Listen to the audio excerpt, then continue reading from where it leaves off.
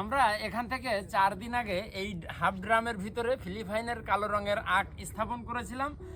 তো আমরা জানি যে ফিলিপাইনের আখ ড্রামের ভিতরে খুবই ভালো হয়, সেই উদ্দেশ্যে কিন্তু এখানে রোপণ করা। আমরা আজকে যেটা দেখতে চাই এখানে আসলে এই আখটার অবস্থা কি, কিভাবে আর কি মানে চারা অঙ্কুর হয়েছে কিনা আমরা কিন্তু ওটাই দেখতে চাই। এই যে দেখতে পাচ্ছেন উপরে কিন্তু আপনার কিছু পরিমাণ মালচিং করে দিয়ে, এই যে মালচিংটা আমরা করেছি এটাও কিন্তু এই যে আখের পাতা দিয়ে মালচিং করা।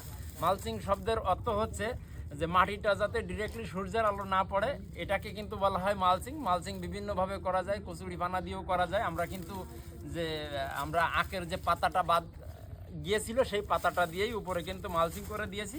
তো আমরা এখন দেখতে চাই যে আসলে এখানে আখের আমাদের কি অবস্থা। এই যে আসেন আমরা যদি দেখাই তো দেখতে পাবেন। তো আমরা দেখতে পাচ্ছি এখানে আপনার এখনও ওই রকম কোনো দেখা যাচ্ছে না, হয়তো বা আরও 3 থেকে 4 দিন সময় লাগবে। তো আমরা আশাবাদী এখান থেকে ভালো কিছুই হবে।